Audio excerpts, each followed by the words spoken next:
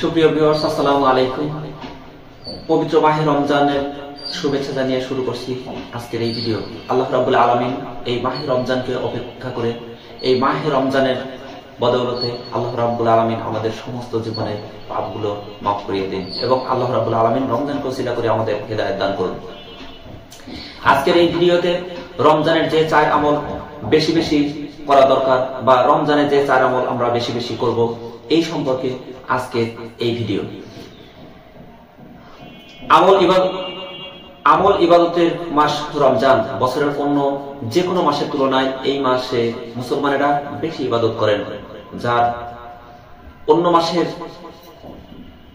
নামাজ পড়েন না তাদেরকে এই মাসে নামাজ পড়তে দেখা যায়। এটা কিন্তু সত্যই বাস্তব একটি বিষয় যে অন্য মাসে যদি মানুষ ইবাদত বন্দেগীর প্রতি অতটা আকৃষ্ট বা আকর্ষিত নাও থাকে, এই রমজান মাসে মানুষকে বেশি আমরা ইবাদত বন্দেগীতে মশগুল দেখতে পারি। মসজিদগুলোতে জনসাধারণের স্বতঃস্ফূর্ত অংশগ্রহণ দেখা যায়। রমজানের গুরুত্ব দিয়ে রমজানের শুরুর দিনগুলোতে মসজিদগুলোতে থাকে উপচে পড়া ভিড়। ধীরে ধীরে মসজিদের আনাগোনা কমে গেলেও প্রাথমিক চিত্রগুলোই রমজান মাসের প্রতিনিধিত্ব করে। এটাই মূলত মুসলমানদের রমজানের চিত্র। নবী সাল্লাল্লাহু আলাইহি ওয়াসাল্লাম, সাহাবী, পূর্ববর্তী ও বর্তমান অনুসারী আলেম দিনদার ব্যক্তিরাও আমল ইবাদতে অতিবাহিত করেন রমজান মাসে। আল্লাহ তাআলা মানব জাতির হেদায়েতের জন্য পবিত্র কোরআন নাযিল করেছেন। এতে মানুষের জীবন যাপনের সব ধরনের বিধিনিষেধ জানিয়ে দিয়েছেন। রাসূলুল্লাহ সাল্লাল্লাহু আলাইহি ওয়াসাল্লাম সাহাবীদের কোরআনের বিধান জানিয়েছেন এবং তিলাওয়াত করতে উৎসাহিত করেছেন। কোরআন নাযিলের মাস মাহে রমজান। তিনি কোরআন তিলাওয়াত করতেন বেশি বেশি, তাই প্রত্যেক মুসলমানের উচিত এই মাসে বেশি বেশি কোরআন তিলাওয়াত করা। অর্থাৎ অন্তত প্রতিদিন 1 পৃষ্ঠা বা কিছু অংশ হলেও কোরআন তিলাওয়াত করা উচিত। তাহলে আমরা যে 4টি আমলের কথা বলছি এখানে 1 নম্বরে বলা হয়েছে কোরআন তিলাওয়াতের বিষয়। অর্থাৎ কোরআন নাযিলের মাস, তিনি কোরআন তিলাওয়াত করতেন বেশি বেশি, তাই প্রত্যেক মুসলমানের উচিত এই মাসে বেশি বেশি কোরআন তিলাওয়াত করা। অর্থাৎ আল্লাহ রাব্বুল আলামিন আমাদের যে পবিত্র গ্রন্থটি দিয়েছেন, আমাদের প্রিয় নবী হযরত মুহাম্মদ সাল্লাল্লাহু আলাইহি ওয়াসাল্লাম তিনিও বেশি বেশি কোরআন পড়তেন এবং সাহাবে আজমাইনদের তিনি কোরআন পড়ার নির্দেশ দিতেন।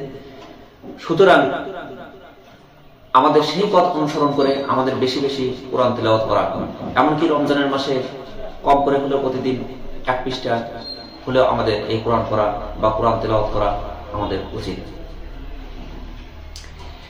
প্রতি রমজানে রাসূলুল্লাহ সাল্লাল্লাহু আলাইহি ওয়াসাল্লাম ও জিবরাইল আলাইহিস সালাম পরস্পরকে কোরআন শোনাতেন। ফাতিমা রাদিয়াল্লাহু তাআলা আনহা থেকে বর্ণিত, তার পিতা তাকে বলেছেন, প্রতি রমজানে জিবরাইল আলাইহিস সালাম কে একবার কোরআন তেলাওয়াত করে শোনাতেন, কিন্তু মৃত্যুর বছর তিনি তাকে 2 বার কোরআন শোনান। সহিহ বুখারী হাদিস নম্বর 6258।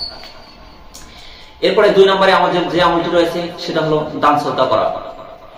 কোরআন তেলাওয়াতের পাশাপাশি রমজানে যে আমলটি আরো বেশি বেশি করবেন সেটি হলো দান সদকা। এই আমলগুলো পুরো বছরের আমল হলেও রমজানে বেশি বেশি করা উচিত ফজিলত লাভের আশায়। কারণ রমজানে যে কোনো আমলের ফজিলত বেড়ে যায় এবং আল্লাহ তাআলা আমলে অনেক বেশি প্রতিদান দেন। তাহলে 2 নম্বর আমরা দান সদকার বিষয়ে অন্যান্য মাসের চেয়ে রমজান মাসের গুরুত্ব সবচেয়ে বেশি দেওয়া হয়েছে। অর্থাৎ রমজান মাসে আল্লাহ পাক সওয়াবের পরিমাণ বেশি দিয়েছেন। সুতরাং কোরআন তেলাওয়াতের পাশাপাশি রমজানের যে আমলটি আরো বেশি বেশি আমরা করব সেটি হলো দান সদকা। এই আমলগুলো পুরো বছরের আমল হলেও রমজানে বেশি বেশি করা উচিত, কারণ রমজানে ফজিলতের আশা বেশি। কারণ রমজানে যে কোনো আমলের ফজিলত বেড়ে যায়, আল্লাহ তাআলা আমলের অনেক বেশি প্রতিদান দেন। রমজানে রাসূলুল্লাহ সাল্লাল্লাহু আলাইহি ওয়াসাল্লামের দানের বিবরণ দিতে গিয়ে হযরত ইবনে আব্বাস রাদিয়াল্লাহু তাআলা আনহু বলেন, রাসূলুল্লাহ সাল্লাল্লাহু আলাইহি ওয়াসাল্লাম ছিলেন মানুষের মধ্যে সবচেয়ে বেশি দানশীল। তিনি রমজান মাসে সবচেয়ে বেশি দান করতেন। যখন জিবরাইল আলাইহিস সালাম এর সাথে দেখা হতো, জিবরাইল আলাইহিস সালাম এর সাথে দেখা হলে তিনি হয়ে উঠতেন মুক্ত বাতাসের চেয়েও দানশীল। সহিহ বুখারী হাদিস নম্বর 6, সহিহ মুসলিম হাদিস নম্বর 1803। এরপরে আমাদের যে তৃতীয় নম্বর আমলটি রয়েছে সেটা হলো ইস্তেগফার পাঠ করা। ইস্তেগফার বা ক্ষমা প্রার্থনার মাধ্যমে আল্লাহ তাআলা গুনাহ মাফ করেন। অর্থাৎ ইস্তেগফার বা ক্ষমা প্রার্থনার মাধ্যমে আল্লাহ তাআলা গুনাহ মাফ করে দেন এবং মর্যাদা বৃদ্ধি করেন। রমজানে বেশি বেশি ইস্তেগফার পাঠ করা উচিত। মানুষ শয়তানের ধোঁকা, নফসের প্ররোচনা ও পরিবেশের কারণে গুনাহের কাজে লিপ্ত বা জড়িত হয়ে পড়ে। আর এই গুনাহ থেকে নিজেকে পবিত্র করার বড় মাধ্যম হলো ইস্তেগফার। পবিত্র কোরআনে ইরশাদ হয়েছে, আমি তোমাদেরকে বলেছি নিজ প্রতিপালকের কাছে ক্ষমা প্রার্থনা করো, নিশ্চয়ই তিনি অতিশয় ক্ষমাশীল। সূরা নূহ আয়াত 10। ইবনে আব্বাস রাদিয়াল্লাহু তাআলা আনহু থেকে বর্ণিত, রাসূলুল্লাহ সাল্লাল্লাহু আলাইহি ওয়াসাল্লাম বলেছেন, যে ব্যক্তি বেশি বেশি ইস্তেগফার করে আল্লাহ তাআলা তার সব সংকট থেকে উত্তরণের ব্যবস্থা করে দেন, তার সব পেরেশানি দূর করে দেন এবং তাকে এমন জায়গা থেকে রিজিক দান করেন যা সে কল্পনা করতে পারেন না। সুনানে আবু দাউদ হাদিস নম্বর 1518। তাহলে এখানে খুবই গুরুত্বপূর্ণ বিষয় বলা হয়েছে। পবিত্র কোরআনে ইরশাদ করেছেন আল্লাহ রাব্বুল আলামিন, আমি তাদেরকে বলেছি প্রতিপালকের কাছে ক্ষমা প্রার্থনা করো, নিশ্চয়ই তিনি অতিশয় ক্ষমাশীল। সূরা নূহ আয়াত নম্বর 10। এবং হাদিস শরীফে যেটা বলা হয়েছে, ইবনে আব্বাস রাদিয়াল্লাহু তাআলা আনহু থেকে বর্ণিত, রাসূল পাক সাল্লাল্লাহু আলাইহি ওয়াসাল্লাম বলেছেন, যে ব্যক্তি বেশি বেশি ইস্তেগফার করে আল্লাহ তাআলা তার সব সংকট থেকে উত্তরণের ব্যবস্থা করে দেন, তার সব পেরেশানি দূর করে দেন এবং তাকে এমন জায়গা থেকে রিজিকের ব্যবস্থা করে দেন যা সে কখনো কল্পনাও করতে পারেন না। সুনানে আবু দাউদ হাদিস নম্বর 1518।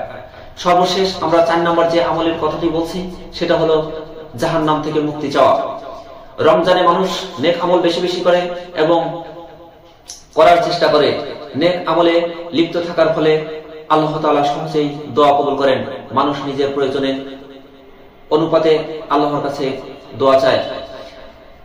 দোয়া করার সময় আল্লাহ তাআলার কাছে জাহান্নাম থেকে মুক্তি প্রার্থনা করা উচিত। দুনিয়াবি অনেক প্রয়োজন থাকে আমাদের, তবে সব থেকে বড় প্রয়োজন হলো জাহান্নাম থেকে মুক্তি। যে ব্যক্তি জাহান্নাম থেকে মুক্তি লাভ করবে তার আর কোনো পেরেশানি থাকবে না।